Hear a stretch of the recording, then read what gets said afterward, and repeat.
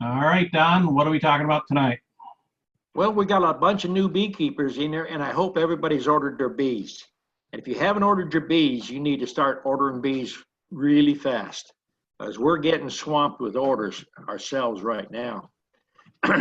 But welcome all the new beekeepers, and don't be afraid to ask questions. We're here to help you. So all the new beekeepers, tell us where you're from at least, and let us get to know you a little bit. Let's see, we got Leon. Lee, do you want to tell us where you're from? And I'm from Duncan, South Carolina. My name's Tony. Tony. Oh, it says Leon. You're. Well, yeah, because Leah and we do this together. So. Okay. All right. And are you new to beekeeping? I've been doing it for about a year. Nice. So, yes. Okay. And let's see, who else is new that haven't met yet? Richard is new. There's Richard. Richard come down and rebuilt my deck for me. Tell us about yourself, Richard. My name's actually Adam. I live in Williamsburg. Hope you guys can hear me. Yep. I've got service about like Don does. This is my first year into beekeeping. I've been doing all the research I can and trying to follow up as much as I can, and hopefully it comes out to be a good year. It'll be a good year. Okay. And well, Paul's got a question. I think we'll get started with questions then. If he's not unfrozen, he looks frozen again. You there, Paul? Is everybody's screen freezing up, or is it just mine? I keep here. getting freezed up. You haven't frozen on my end yet. Everybody else is doing okay, except for Paul, it seems. Am I good? Oh, we might be Hello? losing Don. Let's. Can you hear Paul, Don? No, he's froze up. Half the people are froze up here. Is it my internet? Do I need to reboot the thing or what? I thought I just shut it off and rebooted it. You can try that. I don't know if that's going to work if your internet connection is going bad on you. You got bad weather right now, or? No, actually, we had nice weather today, but we've had rain off and on, and whenever it rains, we get bad internet. Yeah, rebooting's not going to help that then. Let's see if we'll have Paul ask his question, and we'll see if you can hear him. All right, can you hear me, Don? I hear you. All right, we just had 40 inches of snow up here. My hives are buried. Should I go dig them out, or should I leave them the way they are? Well, I would open the fronts up anyhow, get air to the entrance. The snow is actually going to keep them warm. Yeah, I had posted that question on the page, and there was a lot of mixed opinions about that. Well, anybody who's kept bees in the north for at least 2 or 3 years knows that the snow on top of the hive will actually insulate it. It does your hive more good. The main thing is to make sure the entrance is open where the bees can go out and fly if they need to. That's your main thing.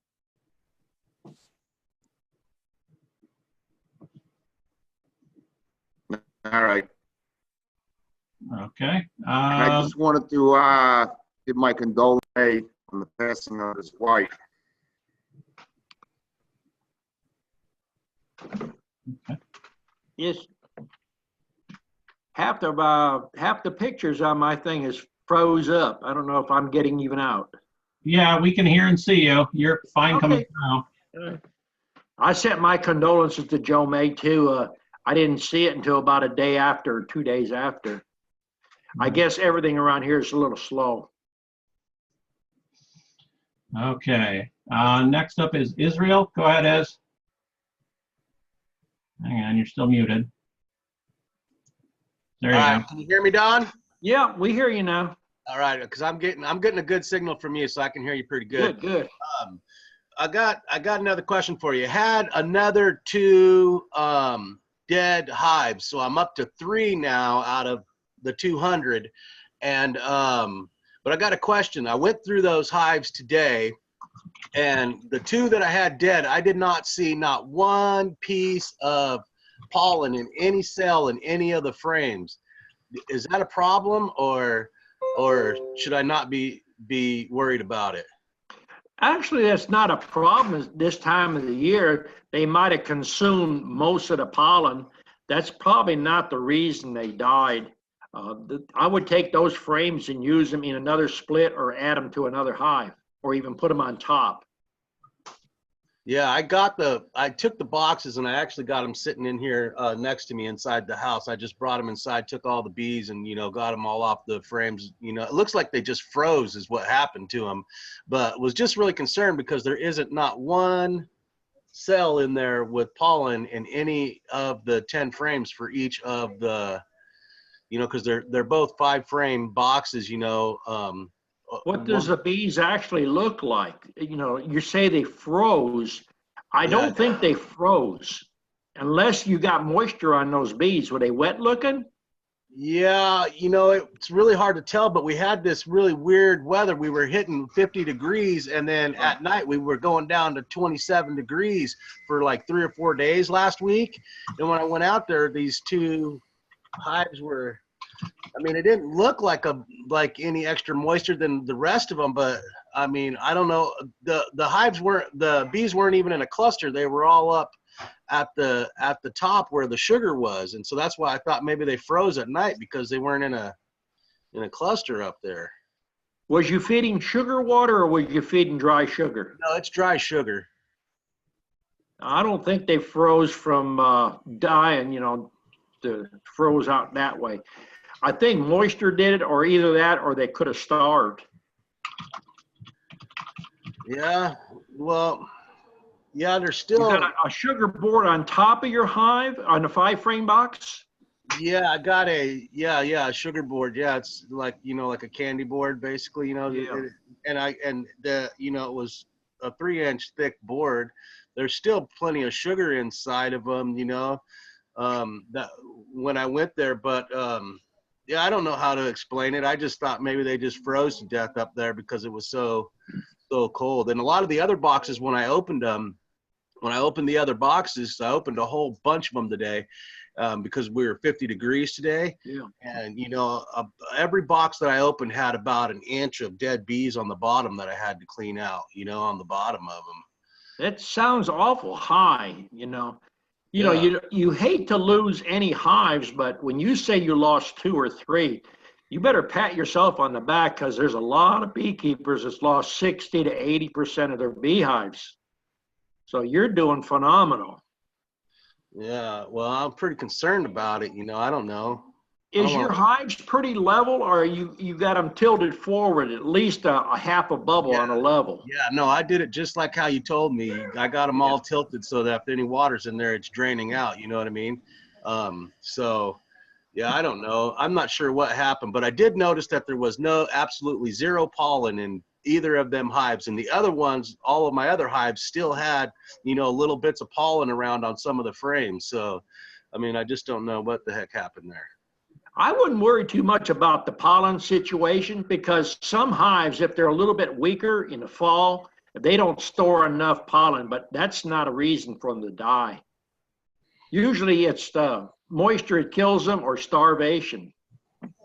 Yeah, see, and there was still some honey in there, but maybe they just couldn't move around to it because it was so cold. I don't know. You say you had the candy board. Now, are you running a inner cover with a candy board with like a 2-inch hole? No, I Or you have. set the candy board right on top of the frames? No, so I got the 2 boxes, 2 deeps, 5 frames each, and then the candy board, and then I have one of your hive top feeders on top of that. On top of the candy board? Yeah. Mm-hmm. Yeah. It's possible that maybe your candy got a little hard and they're not moving up there. Yeah, I'm not sure, but yeah, that's how I'm running it. Just 2 deeps, candy board, and then one of your high top feeders, from your e-prints, Yeah. Yeah, that's how all mine are, and some of them aren't deeps though. Some of them are a deep with the medium, and then the hive top feeder. Half of them are that way, and then the other half are just deeps over deeps. If you got warm weather, what I would try to do is maybe mix up some brood builder, like a honeybee healthy. I've got a recipe up on my website or on YouTube there. But be careful with the lemongrass this time of the year. I would go a little bit heavier on tea tree, and that helps make sure you don't have that nosema coming in the springtime. Yeah. This is the time going into spring and fall, you could almost double the amount of tea tree oil. It's not going to hurt nothing. Do more good than bad. Okay. Maybe that's what I'll do. But I'm still kind of, yeah. I probably have to wait a little bit to put any kind of syrup in, because we're still freezing at night. You know, like we froze last night. I don't know what it's going to do tonight. We're just having some real weird weather. You know, remember the last time I talked to you, I had the spring fever and I was about to go hog crazy. I'm happy I didn't, because we started freezing. So good thing I listened. If you listen to some of the old videos I've got, we had a record Easter freeze. It was 5 or 6 years ago, and we had beautiful weather, just like we're having now. And I got spring fever, and I made 75 splits about 4 days before Easter. I lost all 75. And, you know, it's just you're trying to get out there, jump the gun, and do something. And sometimes you just got to sit back and look at the calendar. Take a note of what you're looking at. Yeah. Wow. You know, you have 4 or 5 nice days there. The main thing is freezing temperatures right now when your cluster starts to expand out. Yeah. Yeah. That freezing. Yeah. Well, I'm just trying to make sure I have enough time, because I'm trying to go up another 600 this year. So just, you know, just trying to see. Well, you're building at a phenomenal rate. You must be in a really good area. I'm going to have to come up and take some classes from you. Oh, no, it's all from your class. Well, you should see the amount of sugar I got stored here at my house. I mean, it's just all sugar, just feeding them sugar. Well, and I got trees though for pollen. So that really helps see, out. now I keep telling people sugar is the secret to making bees, and people don't listen. I feed them Kool-Aid, just a little bit of sugar in water. Put the sugar to them and they will grow. Yeah, no, that's what I did. And I've listened to you about that. I mean, I got a pretty good, healthy sugar bill, but I mean, I buy sugar I buy it in a pallet of it. It's a couple $1,000s, you know, a bunch of 50-pound bags of sugar, but you know, that's just the way it goes. Got to pay the cost of doing business. That's right. All right. Well, we'll let somebody else get on here. Okay. Thanks for your advice there, Don. Okay. Anthony, you're up next. Go ahead.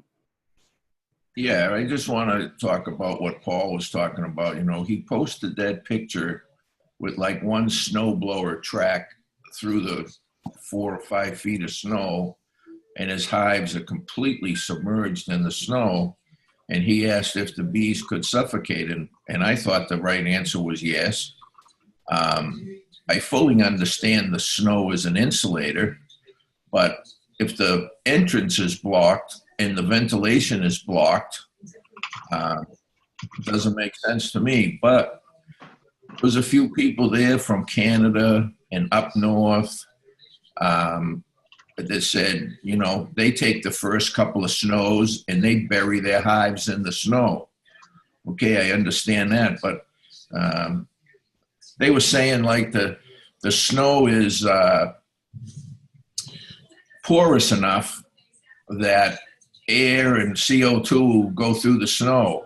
Maybe it is if it's a light snow, but if you get a warm day and you get a layer of ice, I think there goes your ventilation. So I agree with what you said. Why take the chance? At least get something to the front door and make sure that you got some ventilation. What do you think? I don't see how they breathe through the north, snow. and you know, I'm used to, or I was used to, a lot of snow. And the biggest thing that killed hives in the north, where you have lots of snow, is the pile of dead bees in the entrance, because you put your entrance reducer in and they can't get enough air and the bees start naturally dying off. but they won't die from the cold. The main thing is go out there and make sure your entrance is open. As long as you got about a foot in front of the hive, each side, of that entrance, they get enough and they can haul the dead bees out. Now you'll notice a lot more dead bees in front of a hive in the wintertime than you do in the summer because they're not dragging them out and flying off several hundred yards. They're going out 3 to 5 feet usually and dropping them. Yeah, some of these people were very adamant that, they have 4 or 5 feet of snow on their hives. But we've never had any starve or suffocate from air. Yeah. Some of them said they have 4 or 5 feet of snow on their hive for 3 or 4 months at a time, but just didn't make sense to me. But they're the ones living through it. They say they do fine. So I can't doubt the people that experience it firsthand, Yeah, I think Dawn's frozen. All right, E, I'll come back with another thing later. Let someone else go, okay? Yeah, we just lost Don though, so we'll Yeah, wait. he's probably rebooted. I think there he is. You back, Don? He's frozen up.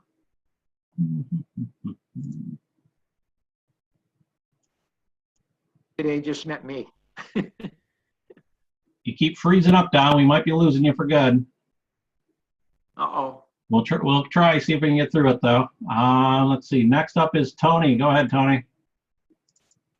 Okay, so I only have one hive because I had 2 and one of them died throughout the winter. But my hive now has 4 queen cells that are capped and about a week and a half old. So our weather here in South Carolina, tomorrow is supposed to be in the 60s, then Monday in the 60s, Tuesday in the 60s, but at night it's dropping between the 40s, and on Thursday it's saying that it's going to be like mid-20s. Can I do a split now safely, or do I need to just not do a split? If your cells is that old, they might have already got chilled. And if they haven't gotten chilled, if you don't have enough bees to keep them warm, the next thing is, do you see a lot of drones in your hive? It's a really active hive, yeah. But did you see any drones? Yes. If you got drones and they're at least 3 weeks old, there's a chance on a warm day you can get a queen mated. Okay. So, But I'd be careful about making a split. okay. So, Because until Easter, you run a risk of 1 night or 2 nights of really cold. We had 30 degrees here this morning. okay. Okay. That's a good answer. So I would just, yes. Thank you. Okay. I would try to hold off as long as you can, at least another couple weeks. Okay. Next Your up, other alternative you might want to consider is if you can find somebody that has mated queens. We don't have any right now. We're trying to fill packages right now. But if you could get a mated queen, I believe I'd go that way. Okay. Very good. Thank you. Okay. next up is Chris. Go ahead, Chris. Yeah, thanks. Hey guys, Don, appreciate all the help you guys give on Facebook. Not just Don, everybody, all you guys, a lot of you guys here, and I appreciate the help. My question is, this is my second year I'll be going into. I have no bees right now. I lost my 2 packages that I put in. The first one died off pretty quickly, and then the second one was really strong, but for some reason it failed. It failed after I put the Mite Away quick strip in. And so it looks like I'm going to be getting probably another 2 packages and trying to trap some bees out there in the wild. But my question is do I have a better shot now that I have some foundation going into it?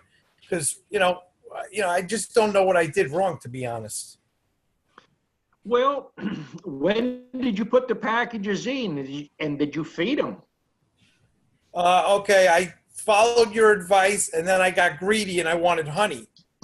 So I stopped feeding, and then I started feeding again like midsummer. No. It's a little late. You got to keep feeding them bees if you want to. You know, I keep saying the same thing on all the chats. If you put a package in or a nuke, 25 pounds to 35 pounds, that's what it takes to get it up and running. If you put less than that, you're starving your members, and sometimes that don't work. Your bees Yeah. might have just starved on you. Yeah, lesson learned. I've heard you say it a million times, but I was just going to be smarter than you and try to get some honey out of my bees. I put a lot into it the first year, so Sometimes it's cheaper to buy a jar of honey than to get all this it's cheaper going. to buy a jar. Definitely. Yeah. But one thing you want to do is make sure you treat your bees. I don't know how long you stored your comb. You make sure you don't have wax moth in it. And did you treat your bees when you got them? When I got Or them, you trying to do treatment free? No, I was trying.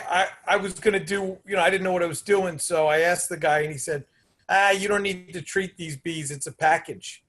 So I just went with that. I didn't treat them till late fall.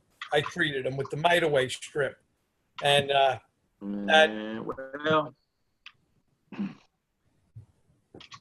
I don't think anybody out there really believes that there's actually a treatment-free bee. If you're not treating, if he's interested in selling you some more bees. did we lose Don? He You slowed must down. maintain treatment bees. Oh, okay. We didn't get that last part, Don. You want to repeat that a little bit? You have to treat, if someone's selling you bees in a package or a nuke and they tell you you don't need to treat them, they're trying to sell you more bees because you're going to have to treat some way. A new beekeeper's not going to make splits, but that's one way you could split. I did try to make a split. It didn't work, though. So I should treat right out of the gate as soon as I get the package. I would treat at least 10 days after you get it to make sure. Okay. All right. That might help me. Thank you, Don. Okay. All right, next up is Patricia. Go ahead, Pat. Hello. The guy that was just asking about treatment-free bees, you can do chemical-free, but there's no treatment-free. You've got to have some kind of plan in place, be it drone brood pull, a brood break. You've got to have, and it's got to be repeated all season long. You can't do it once and hope for the best. And you can do it, but you've got to have a plan. And I think it was Israel that said, maybe not, I'm not sure, said that the bees were all up on top on the sugar and they died. Who was that said they were all up on in the He's sugar? shaking his head, yes. Okay. Is it on a stand by itself, or is it in the middle of a stand of several hives? What's your setup for that? Yeah, it's in the middle of a couple hundred hives. But I mean, Hundreds of hives. the way they're set up is I have 2x4s and I have like 4 hives on a stack on a stretcher of 2x4s so that they're 18 inches off the ground with the cinder blocks and all. And so then I've got 4, and then I've got a break, and then I've got 4 on the next rail system. Do you have that kind of setup, or are they each on an individual? No, so they are on a rail, and there's 20 on each rail. Okay. Sometimes if you've got one in the center, it gets too chilled. It can be on, everybody around it is perfect, but that one's too chilled for some reason. They're not getting enough sunshine on the sides of the woodenware. There's something going on with the location of that, because it's very unusual for them all to climb up into the sugar and die in a cluster like that. That's not normal. So either there's something, a pest of some kind, or they've gotten chilled being in the center of your string of hives that you've got there. So maybe check your location. Watch the sun for this time of year. There's something Yeah. that there, and I think they got chilled. Yeah, they don't get any sun at all. They don't Ever. get any sun ever? No, because they're in a big thing of trees. So the sun don't really get up in there even in the summertime. Yeah, that's why I think they got chilled. It's really unusual for them to climb up and get away from the comb and get up into the sugar like that and die. So I think that, but you need to maybe check on that. Maybe you need some more sun. yeah, and that was one of the things I was saying, like when I open up all the hives, mostly they're up there working that sugar up, because I opened quite a few of them up today, and there's a lot of them up at the top. Yeah, they'll draw Working that comb up there sugar. too if you don't watch them. They So like it. There's food, it's warm, yeah, I don't know. But there's still plenty of honey in all of these boxes here. Yeah, but I think it's something with that particular location. Either you've got a pest there that you're not aware of, a mouse or something that's getting in there and maybe leaving in the daytime. There's something that ran the bees up there. That's very unusual for them to be up there in that sugar and die like that. So I would check that location, get underneath and look and see if there's, something going on underneath that you just can't figure out because you're not looking enough. It's something with that particular spot. Either it's getting chilled from the side boxes blocking it, from enough warmth, or there's a pest getting in there because they don't do that. I run sugar. I run the sugar on top all the time. I've been doing it for 12 years. I've never seen them crawl out and get up on top and die like that. So yeah, well, I had bees on the bottom of the box too. I mean, it was pretty thick on the bottom. There were bees that were burrowed into the frame, a small little cluster, like, yay big in one of the frames, you know what I mean? Yeah. But a majority of them were at the top. But all I have on the entrance right now is just 3 little 10-millimeter holes for them to get in and out. You know what I mean? So a mouse can get in a mighty little hole. Well, yeah, it's not. So the holes that I did, they're kind of proprietary to what I got going on, but the hole is actually a 10-millimeter hole that's 2 inches long because a mouse can't work his shoulders inside a hole like that. And so that's why I just don't have a hole that they can just get through. I got you. It's actually a tunnel that they'd have to go through. And that's it's a why then it's the chilled from the boxes being too close together on that one. And it could be that particular location gets more of a breeze or whatever. But yeah, and that's what I was thinking, like maybe they just froze up in there because that's what it looked like to me. Yeah, it did. I saw They just froze. Yeah, so that's all. Okay.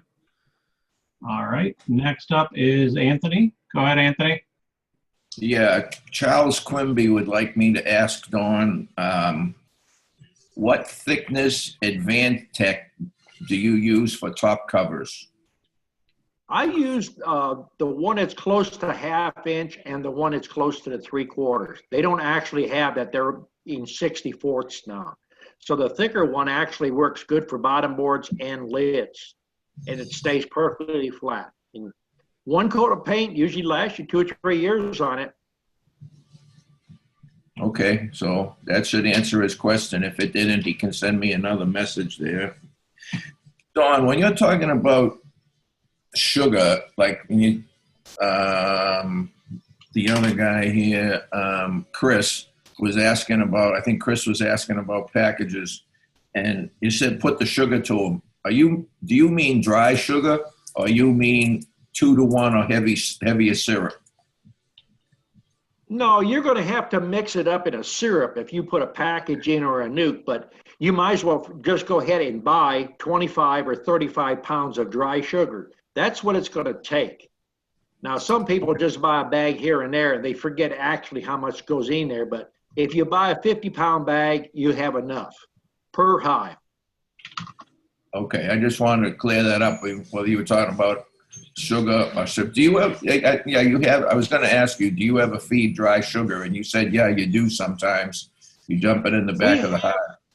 Yes, we have, when you run low on stores and you don't want to put a candy board up there, we'll usually dip dry sugar out, a cup or 2 in the back of the hive. Okay. Now you can put a piece of newspaper or a Scott's paper towel across the frames if you don't want it to drop down through, and the moisture from the bees, it'll come up and dampen that sugar, and they'll consume it. Yeah, right. So if I give them dry sugar, I just use a little paper plate. They got little paper plates about this big, and I just put it on there and put it in there. It's easy to take it in, take it out. It doesn't get all over the place and attract ants and whatnot. Well, the paper towel actually serves the purpose where a paper plate doesn't do as well. Paper plate, you don't get the moisture up on it. And what you're trying to do is get moisture on the sugar to make it a little bit softer, and it can consume it a lot better. Yeah, it still crusts up the top of the sugar, though. Still crusts it up. And I posted a couple of videos about, I don't know if you saw it. I cut out a little comb of Apis florea, the dwarf honeybee, about 16 days ago now. And they don't typically stay in a box. They don't live in a cavity. They're rafter comb bees that live totally outside, exposed to the elements. And they were so attached. Their comb is like 2.5, 3 inches thick across the top, where it's attached to the branch that's only about as big as my finger. So I just clipped the whole branch off, and I put the branch up against the top bar, and I put tie wraps here. So they're still attached to their branch. It was all honey up there too, and it was thick. I didn't want to cut it and have a honey mess dripping everywhere. So I just left them attached to the branch. But I did have to cut off a few inches of comb because it wouldn't fit in a deep. They were down more than the 9 inches. So I have about 3 inches I cut off, and it had a lot of brood in it, and looked like a couple of drone cells. So I kept it. I just put it in the hive, and I laid it on top of the frames. And boy, they're paying a lot of attention to that. Yesterday was the first day that I actually went in there and really looked, other than peeking in there. And now I see there's at least 5 queen cells they've built in 16 days on that little piece of comb. And I went to pick it up to move it because I wanted to take out a frame with their original comb and see what they were doing. Where that was laying, there was a good 2 inches of bees all on the bottom of that little piece of comb. So I didn't want to pick it up and disturb them. So I just left them alone. But I don't know, they're probably getting ready to swarm and go back to a tree limb somewhere if I'm seeing 5 queen cells in there. And that's okay. I don't care. I want them to live, and I want them to be fine. And if they abscond and go back to a tree branch, good luck to them. And then while Jeff Freeland was visiting me about 2 weeks ago, I took a frame of brood and we boosted up a weak hive. And that looks like it worked out well. And I just went through there yesterday, too, for the first time since we added a frame of brood to try to build it up. And the numbers are way up from what they were.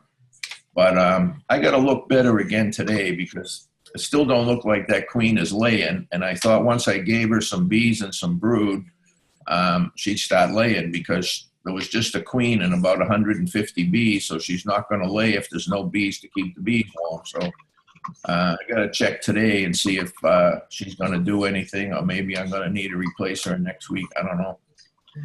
Well, the main thing is make sure you got drones, and the drones are old enough.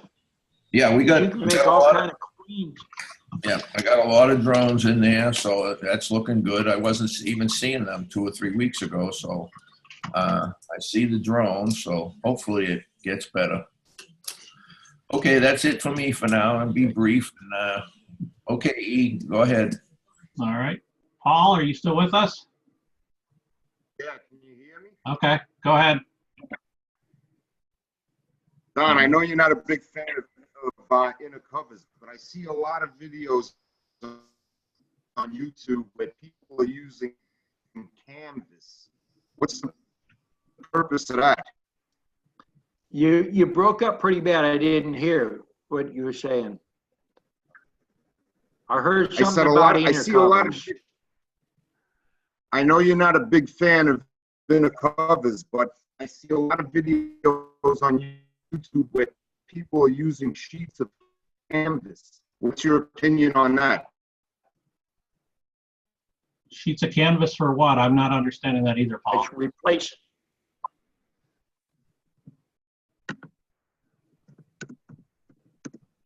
I'll type it in quick. E, if you and Dawn can hear me, what he's asking is, instead of using an inner cover, you know, you see some people, they have a piece of canvas instead. And I think that's what Paul's asking. Yeah, What there's, about that? there's some people that do it. I don't do it. Yeah. We I don't use a hive top feeder, which that actually replaces an inner cover because it acts like an inner cover, but it's got a hole where the bees can come up. All right. And you don't use any inner cover at all. No, we don't use an inner cover at all.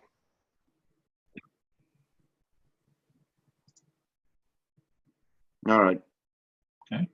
What's your opinion on slated racks? That's an old thing that was done years ago, and they stopped using it. There was somebody posting on my page about changing this and changing that. Every beekeeper, the first year or two, they want to reinvent the wheel. Keep everything the way it's supposed to be. I mean, you can experiment to some extent, and that's about it. Yeah.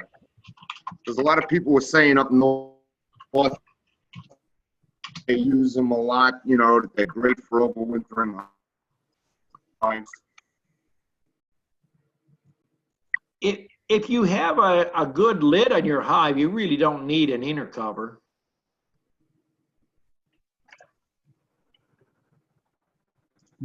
Okay. Yeah. Keep losing them.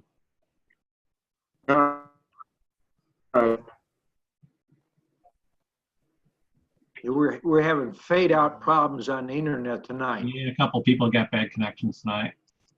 Nobody else got their hands up though, so we might have to call on Jeff Freeland. Let us know how his inspection did with Anthony over there. He went to Thailand to visit Anthony. Hey, we had a wonderful time.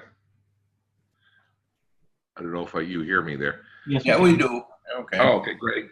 No, that was an excellent opportunity. I'm glad we had the chance to meet up.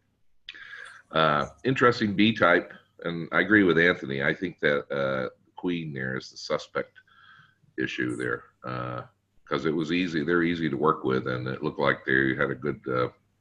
From looking at his video yesterday, it looked like they've really expanded numbers-wise. But you know, if the queen there is not laying, if she's a virgin of sorts, then we got an issue there. I don't have anything to report on my bees in Maine. I'm just hopefully they're snug and doing okay. We'll find out in a couple weeks. All right, thank you. Next we'll go over to, where is he? Ernest. Go ahead, Ernest.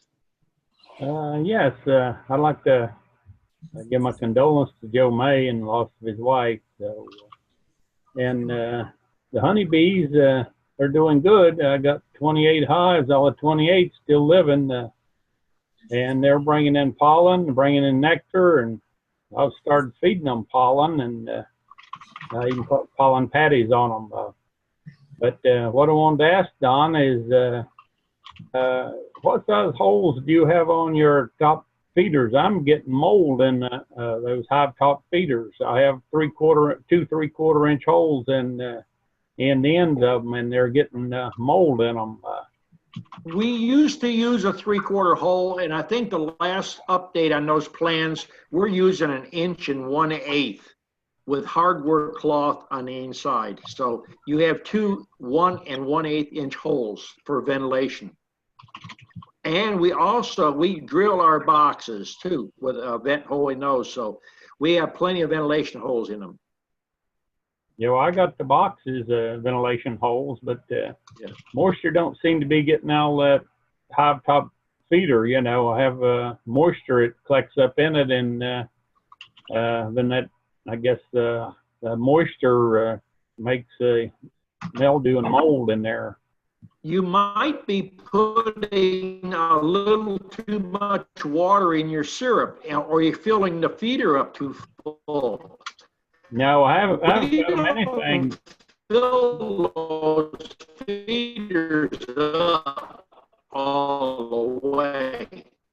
We usually put about a third of the way.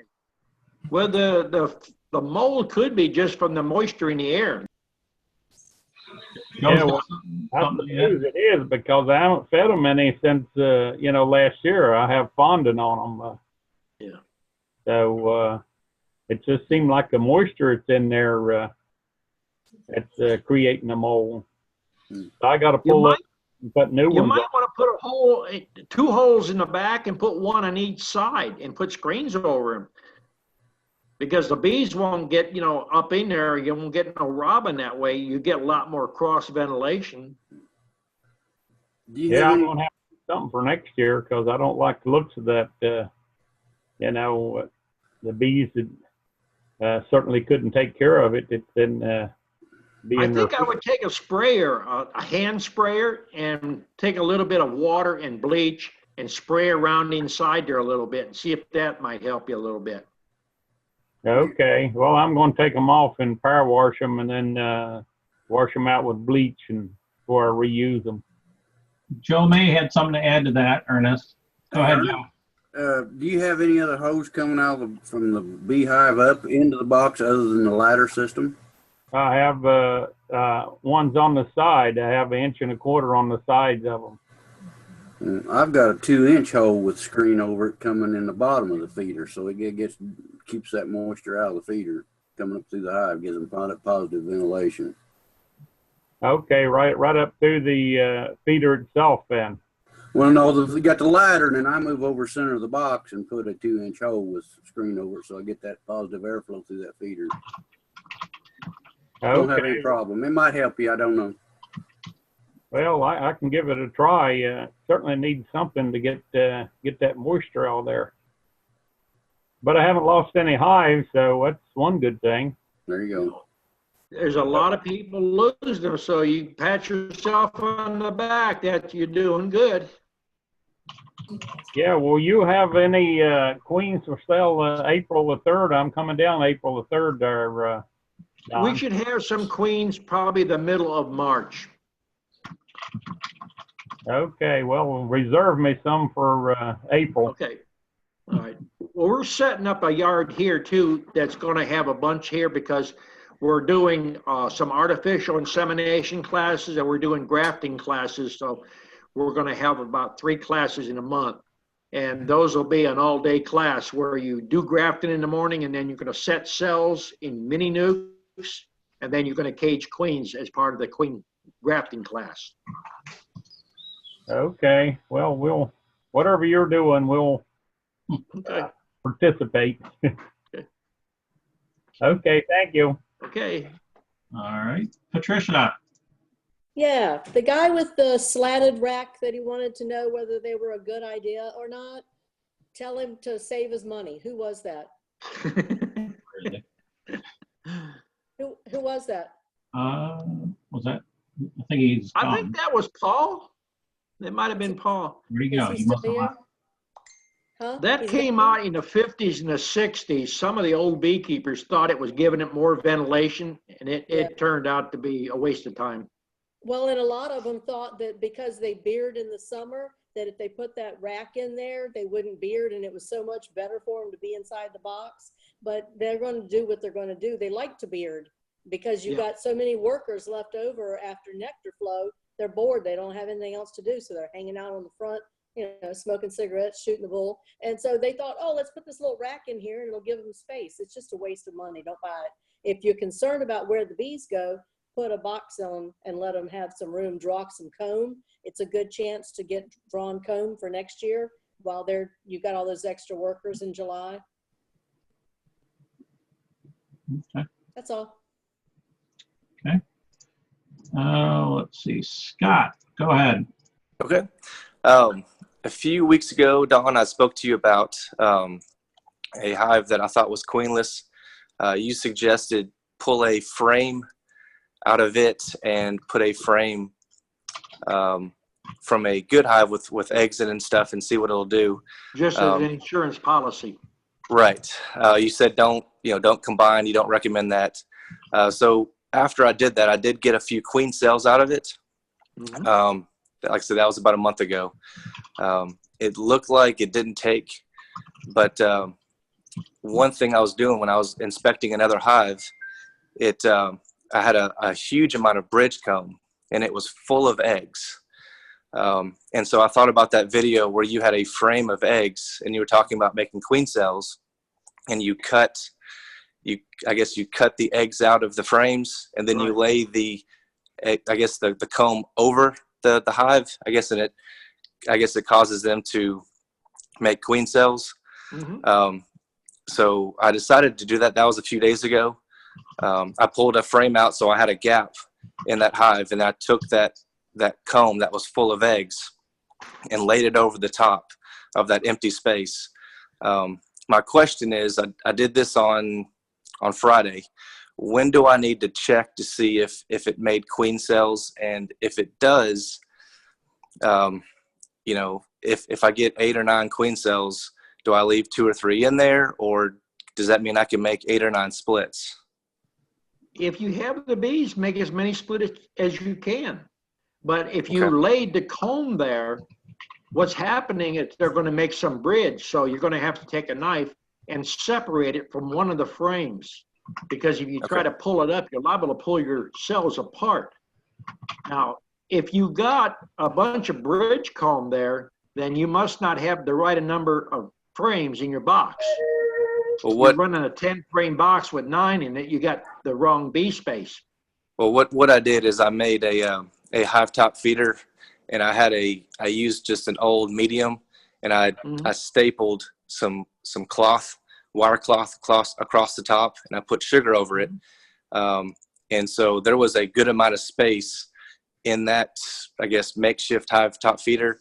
And when I opened it up on Friday, there was about 6 inches of bridge comb that they had created because of that huge amount of space. And when I was going to cut it, I noticed it was loaded full of eggs, and I thought I'd hate to waste all those eggs.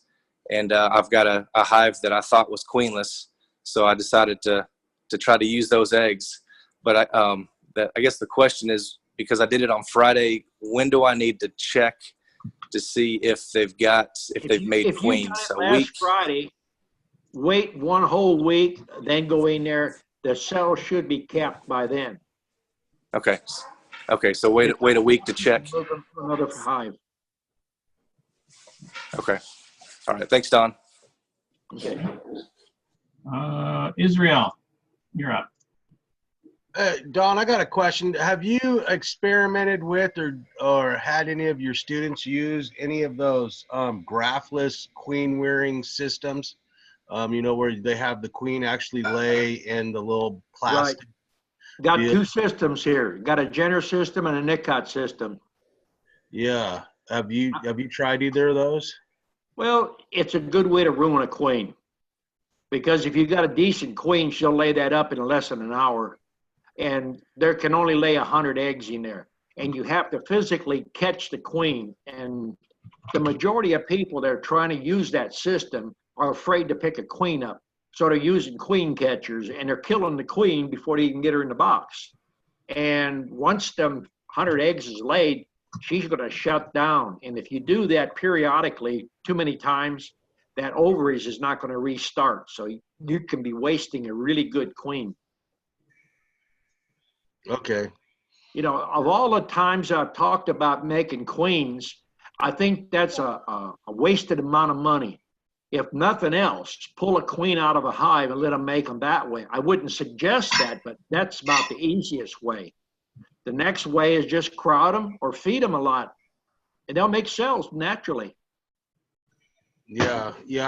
I've just compressed them and then, made a bunch of swarm cells, but somebody was talking about that at our bee meeting. And so I just, and they brought in the little plastic frame. And so I was just kind of wondering about that. I bought both setups to show students how they work, and let them do. You're going to have a lot of gadgets out there people want to spend money on. There's no easy way to make queens. It's hard work, and you have to stick with it. But you know, making them the way I tell you on a lot of these videos, with as many nukes as you got, if you just took 10 of them, and those 10 hives make queen cells, you're not going to build enough boxes fast enough if you was building hives 24 hours a day. Because right now, each frame could have up to about 30 cells on it. So if you got 3 frames in there, you got darn near 100 cells right there. You know, but, you know, realistically, if you use 20 out of boxes to keep building. Come on, where you go? Okay, answer your question, Israel. Yeah. Okay, Don, between you and Don, keep freezing here. Let's moving on. Dale Jones, go ahead. How you doing? Very good. State inspector came out yesterday, and we went through my hives. All 7 hives look good. Several of them's got 30, 40,000 bees in them, but they got about 10 or 12 full frames of honey sugar, I call it. I was wondering tomorrow if I couldn't take those 2 boxes and do a change out and just put 3 frames of honey in each box, and then put starter strips alternated with full strips in there.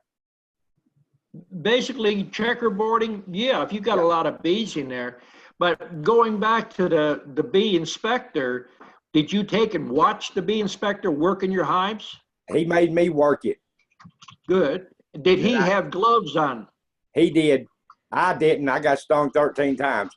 Well, what I'm getting at is if a bee inspector comes to your property and he's got goatskin gloves, yes, sir, do not let him work your hive. Okay. Now he didn't do no. He checks for disease, and you don't know if you're going to get disease. Right. Yeah. He had me work the hive, and he just looked at it. They did do the mite test, and they only found 1 in 300. So I was happy with that. Yeah.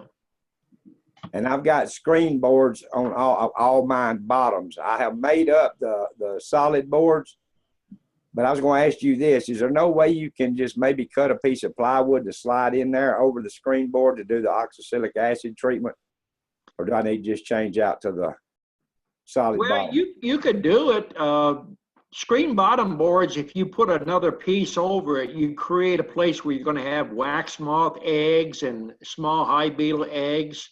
Either go screen bottoms or solid bottoms, one way or the other. Well, I was just going to use that to do the oxalic acid treatment and then take it back out. Oh, okay. Will that work? Yeah, you could probably do that. Yeah. Okay. All right, that's it. Appreciate it. Okay. Anthony? Yeah, 2 things. One is, unless you want to do artificial insemination to keep a genetic line, that's one thing. But it looks to me, from all I've seen and read and watched, your way of making queens where you take 2 inches of comb with eggs in it, turn it up the other way, put it on top of the frames, that looks like the easiest way in the world to get queens. Yep. Easy for me, yeah. So one other thing, I want to talk to Paul for a second. Paul, did you already buy or make inner covers for all those new hives you have? Can you hear me, Paul? Yeah. They all came within the covers. Okay. This is what I use. I don't know. Can you see this thing?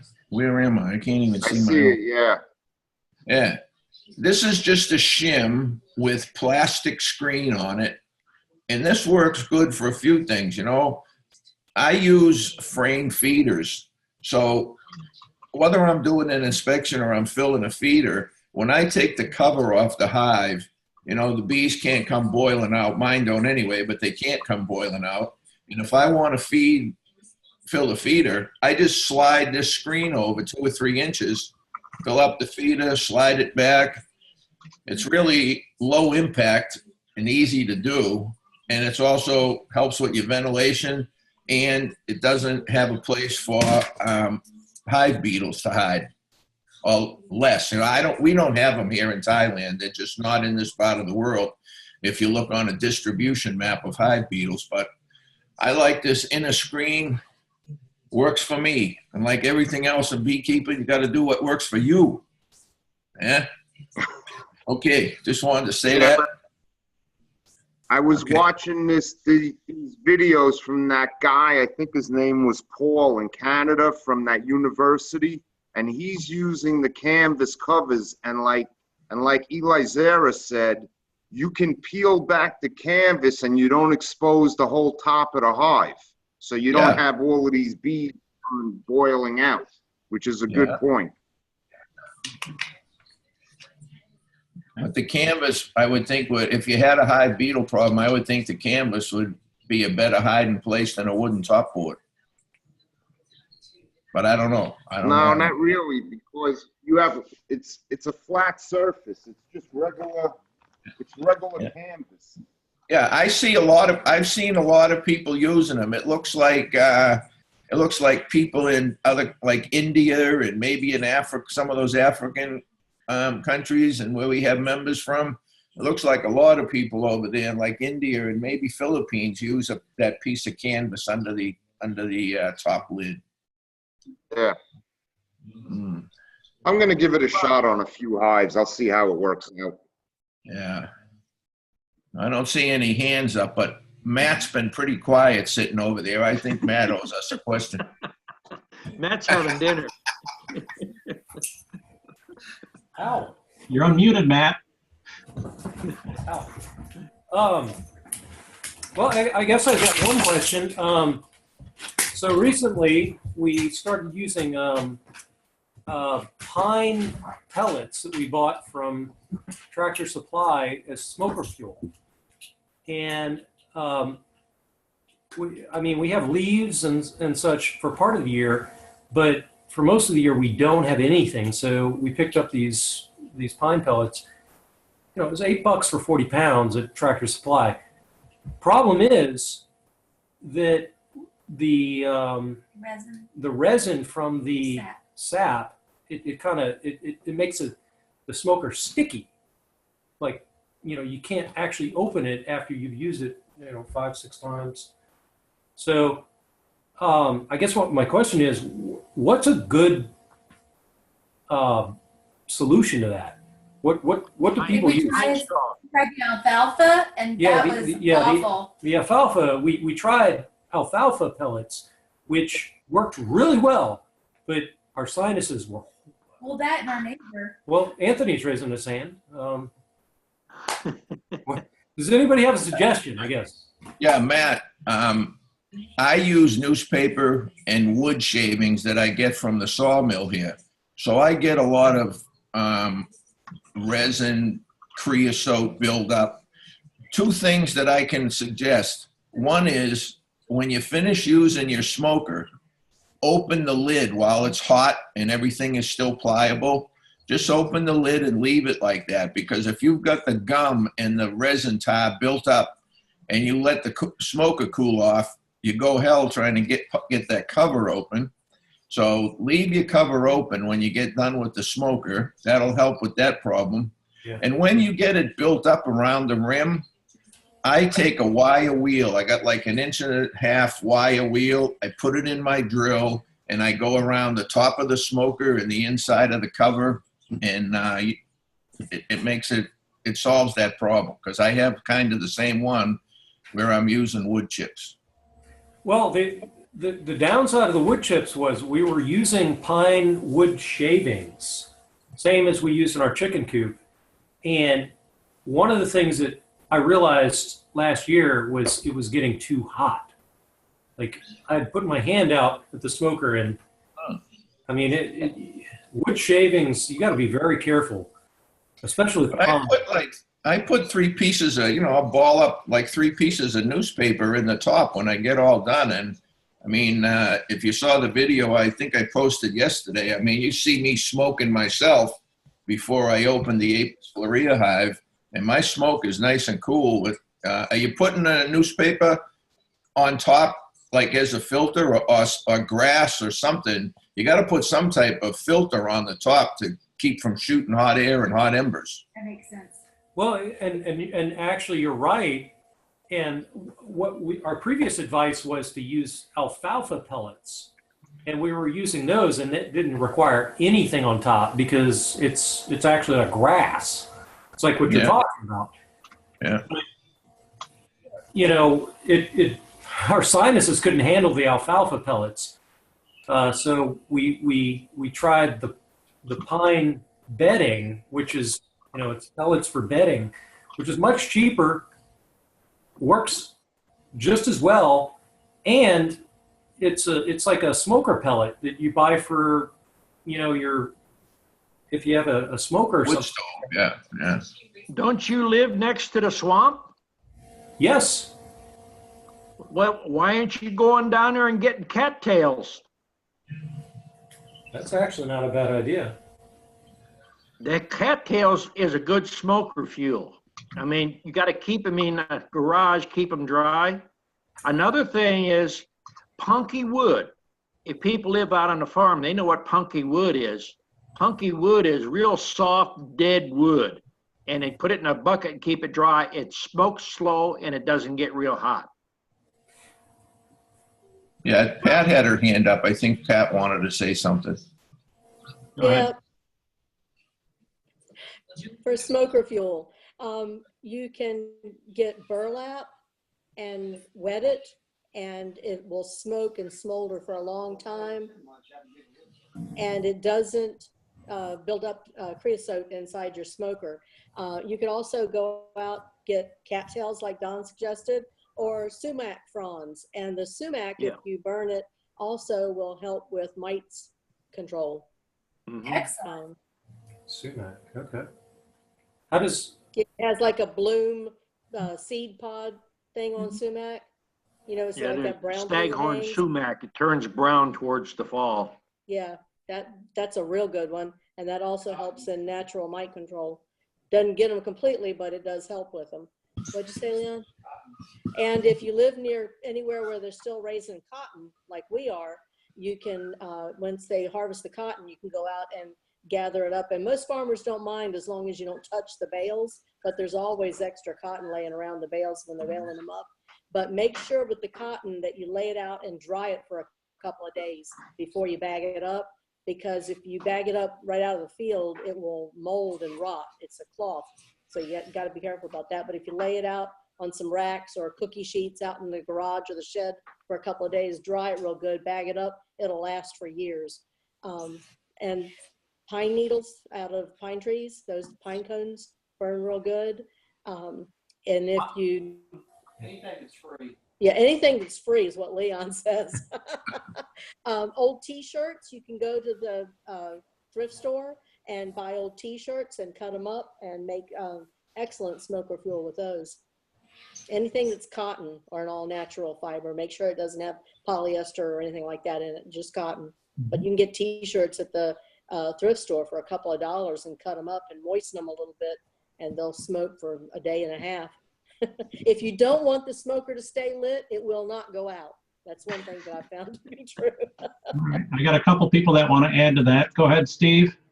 Yeah, I've used pine needles or pine shavings for a long time, and most of the time you got to make sure it's packed really tight in there, then it won't blow a lot of hot embers. That's the number one thing that I learned a long time ago, because if it's loosely packed, it has a chance to blow them hot embers. Okay, and Jim wanted to add something too, I think. Jim? Jim? Can't hear you at all, Jim.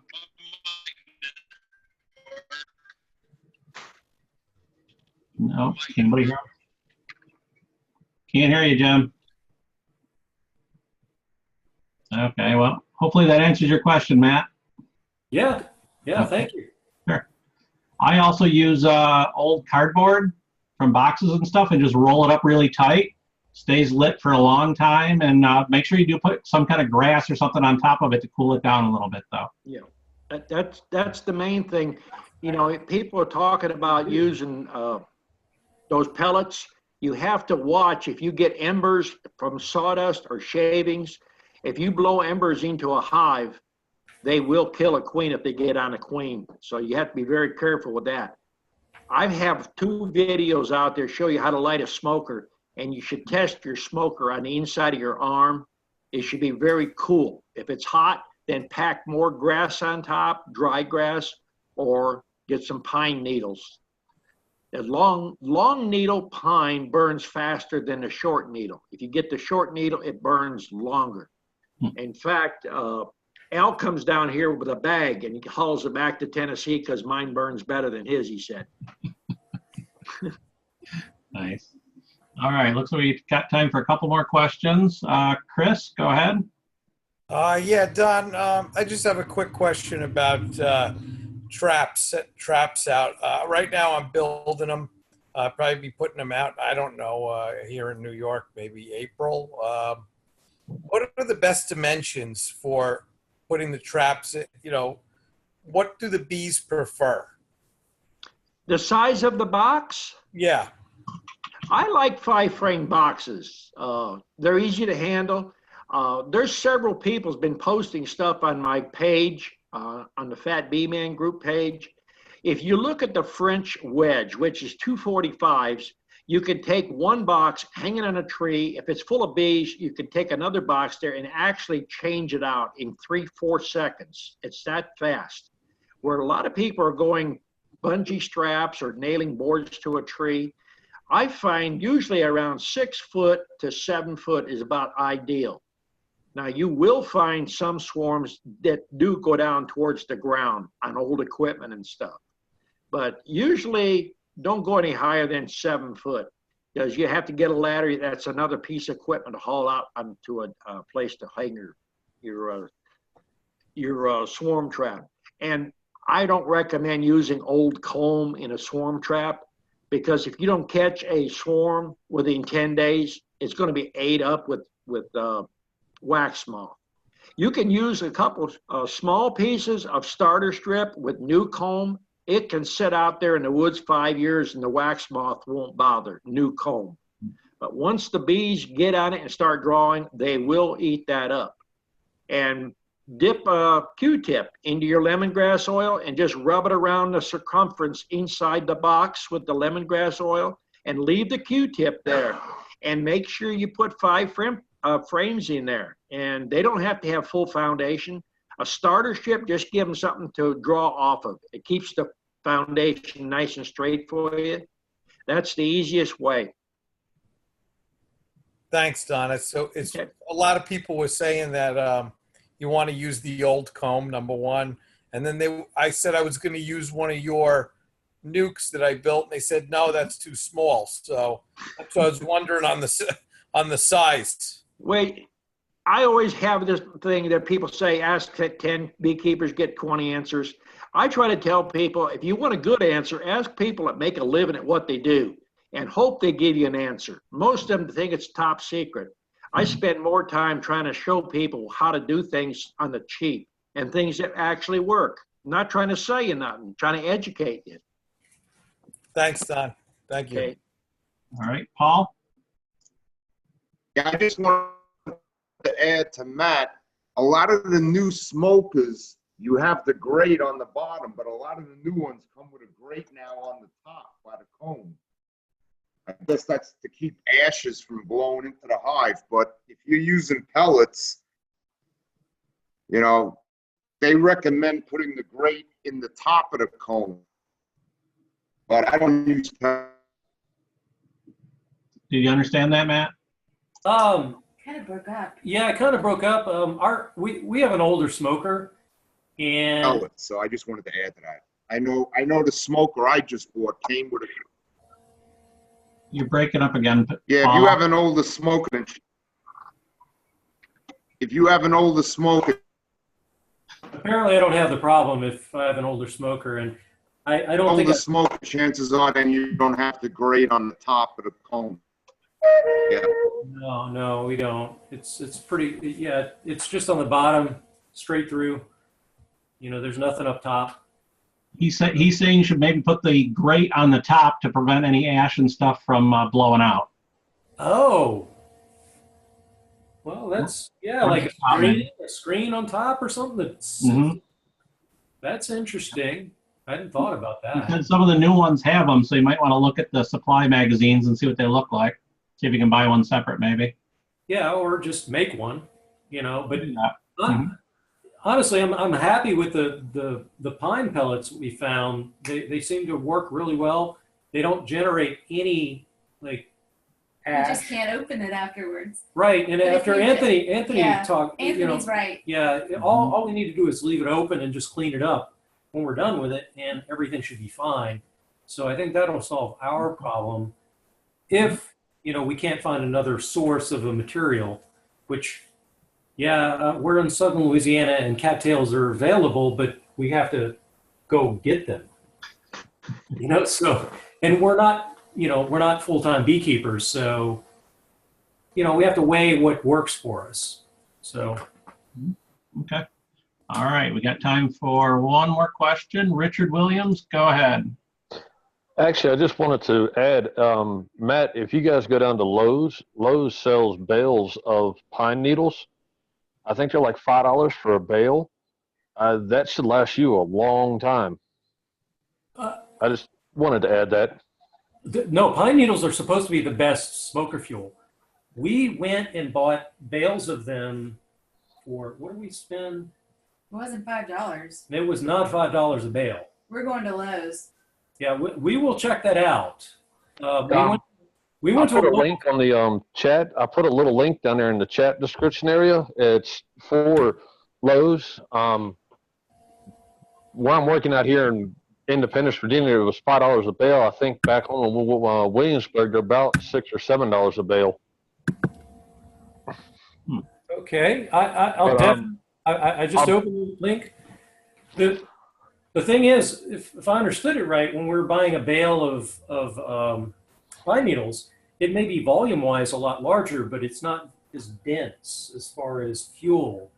Like you'll use a lot more pine needles than you will pellets, but I don't care.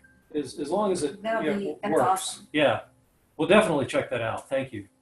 Okay, if you're on the Fat Bee Man's group on Facebook, I'll put a link in there as well. Okay, well, I appreciate that. I don't know that we are, but We can be. we can be, definitely. Why aren't you? I don't use Facebook. Ah, okay. I have an account, but I don't use it. My wife does more of that, but I You miss a lot of good information. yeah, that's true.